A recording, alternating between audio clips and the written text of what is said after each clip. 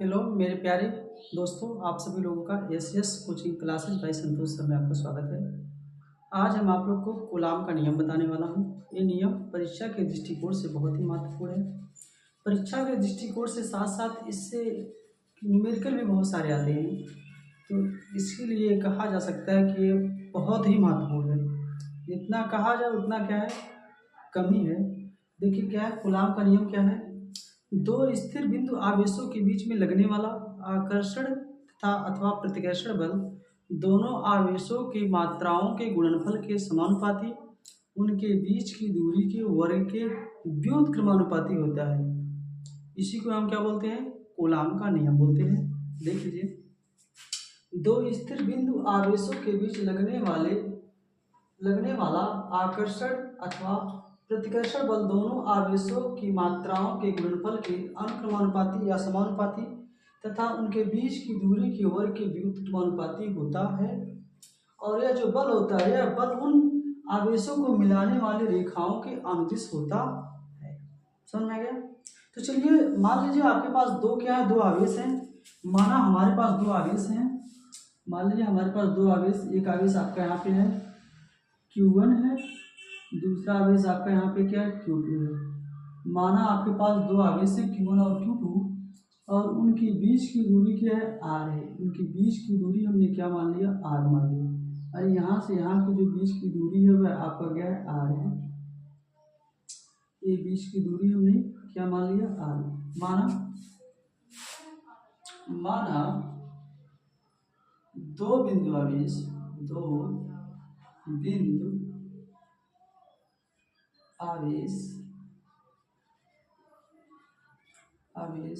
Q1 व Q2 है तथा उनके बीच की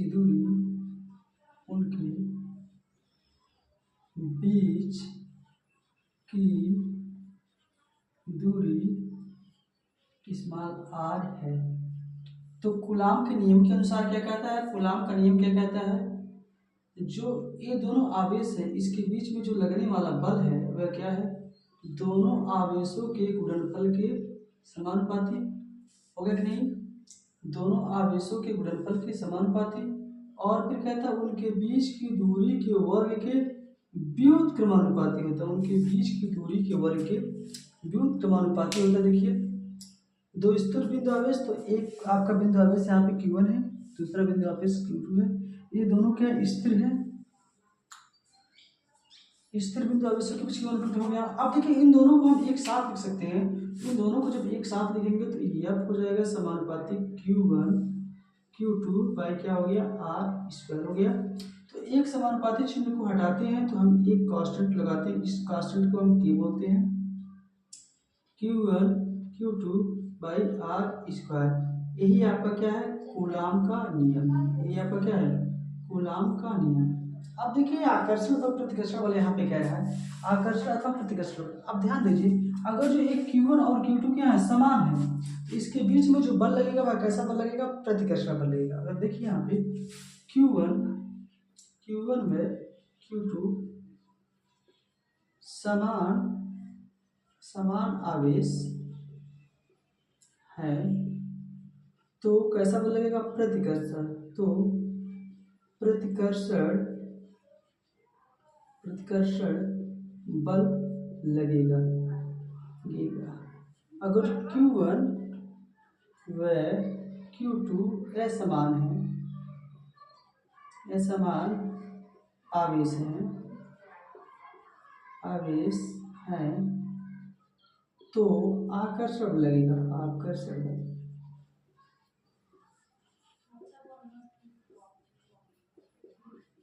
आकर्षण पर लगेगा। बात को समझ में आया कि नहीं, समझ गया। यानी अगर जो Q1 और Q2 क्या है, समान आवेश, यानी Q1 प्लस हो जाए Q2 भी प्लस हो जाए तो आपका प्रतिकर्षण बल लग जाएगा। Q1 भी प्लस Q1 भी माइनस हो जाए, Q2 भी माइनस हो जाए, तब आपका क्या लगेगा, प्रतिकर्षण बल लगेगा। समझ में आ गया। अब देखिए आगे हम क्या करते हैं, एक की आपका समानुपाती जो नियतांक है इसका कुछ वैल्यू है, उसका वैल्यू हम आपको यहाँ लिख देते हैं। K का जो वैल्यू है, K बराबर होता है 1/4 पाई एप्सिलॉन नॉट।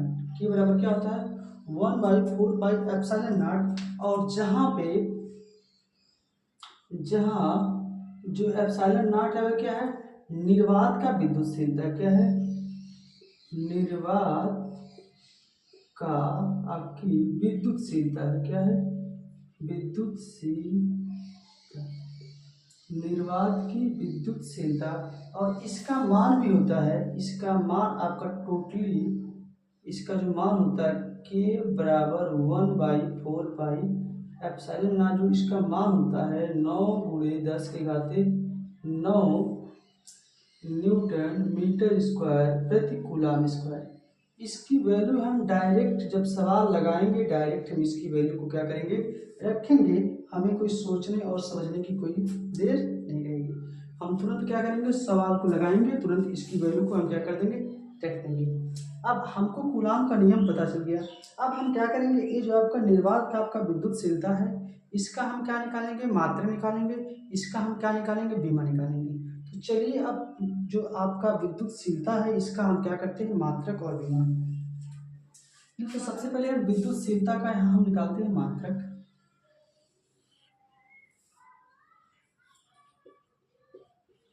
निर्वात की का विद्युतशीलता का मात्रक। अब देखिए ये बराबर क्या है, 1/4πε0 Q1 Q2/r²। ये आपका क्या है, फार्मूला है। अब हमें इसी एप्सिलॉन का क्या निकालना है, मात्रा निकालना है, इसी का क्या निकालना है, बीमा निकालना है। अब हम क्या करते हैं, आपका जो 4π है, ये आपका जो 4π दिख रहा है, ये आपका कांस्टेंट वैल्यू है, और कांस्टेंट वैल्यू का कोई बीमा उमा नहीं होता है, तो वो आपका खत्म हो गया। तो आपका बच्चा ये यहाँ पे भाग में है, यहाँ आएगा गुणा आ जाएगा, एप्सिलॉन हो गया, और ये गुणे में है, इधर आएगा भाग में जाएगा, Q1 Q2/F_r², Q1 Q2/F_r², यानी इसका मात्रक क्या हो जाएगा। अब देखिए जो कूलाम है, आवेश का मात्रक क्या होता है, कूलाम गुणा कूलाम, और बल है, बल का मात्रक क्या हो गया, न्यूटन हो गया।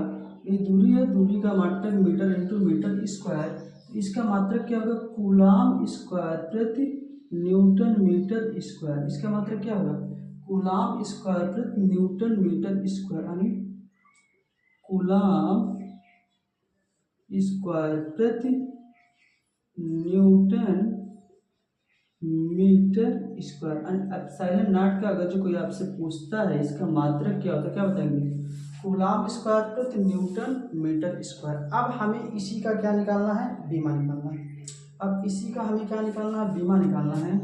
तो यहाँ पे देखिए एप्सिलॉन नॉट की बीमा, हम बीमा कैसे निकालते हैं इसके बारे में आप ध्यान से देखिए। सबसे पहले सोचिए Q बराबर क्या होता है, Q बराबर होता है आपका, Q बराबर होता है IT। Q बराबर क्या होता है, IT। यहाँ एप्सिलॉन नॉट बराबर लिखते हैं, Q बराबर क्या होता है, IT। क्या होता है, IT। Q बराबर क्या होता है, IT होता है। F को क्या बोलते हैं, F का होता है kg लिखते हैं, kg लिखते हैं सर, हाँ चलिए kg,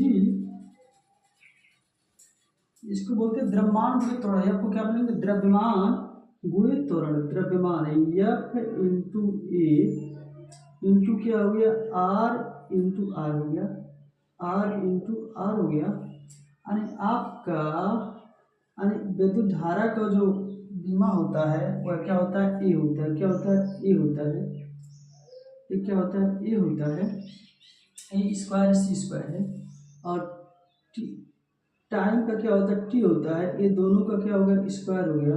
और आपका F बराबर न्यूटन, F बराबर एम ई होता है, एम ई, यहाँ देख लीजिए एम ए गलत लिखा गया है, एम ए। एम का जो बीमा होता है, मास का बीमा एम होता है, और ये ई का त्वरण का क्या होता है, एल T p-2 होता है, और आपका एल स्क्वायर होता है, यानी दूरी है, दूरी का एल स्क्वायर हो जाएगा। और आपका जो बीमा ये हो जाएगा, एम ऊपर जाएगा, क्या हो जाएगा, -1 हो गया कि नहीं, और एक एल यहाँ पे है, 2 एल यहाँ पे है, एल स्क्वायर हो गया, ऊपर जाएगा क्या हो जाएगा, एल -3 हो जाएगा कि नहीं। उसके बाद देखिए टी यहाँ पे है, स्क्वायर है, ऊपर जाएगा टी की पावर 4 हो जाएगा। ए आपका ए टी की पावर क्या हो गया 4 हो गया, और आपका क्या हो गया ए स्क्वायर हो गया। ए इसका क्या हो गया बीमा हो गया, ए इसका क्या हो गया बीमा।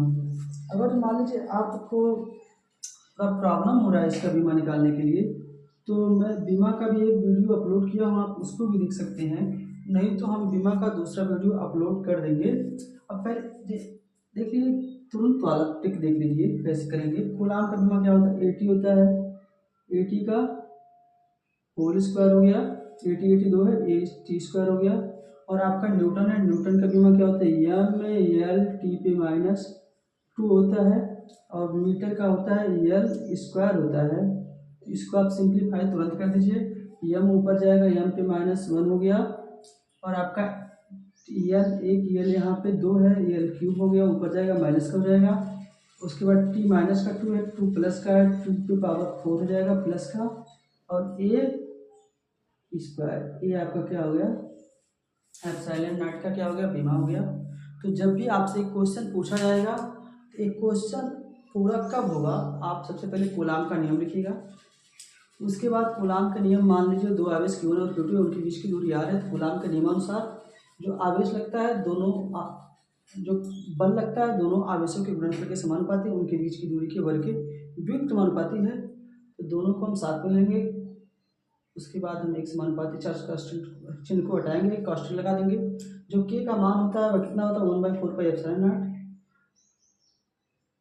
की का जो मान होता है 1/4πε0, और इसका जो मान आता है 9 × 10⁻9 न्यूटन मीटर स्क्वायर प्रति कूलाम स्क्वायर। जब आपसे सवाल जब कभी करेगा कि इस मान लीजिए तो आवेश भी देगा, अब पूछेगा कैसा बल लग रहा है, तो आपको यहाँ अगर समान आवेश रहेगा तो हम कहेंगे प्रतिकर्षण बल लग रहा है, विपरीत आवेश रहेंगे तो कहेगा आकर्षण बल लग रहा है। ठीक, उसके बाद तुरंत आपको निर्वात की विद्युतशीलता निकालना है।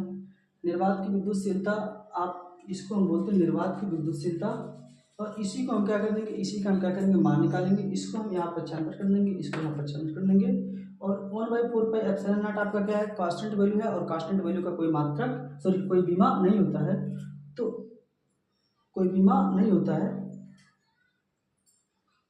इसका मात्रक यहीं से हम निकाल लेंगे।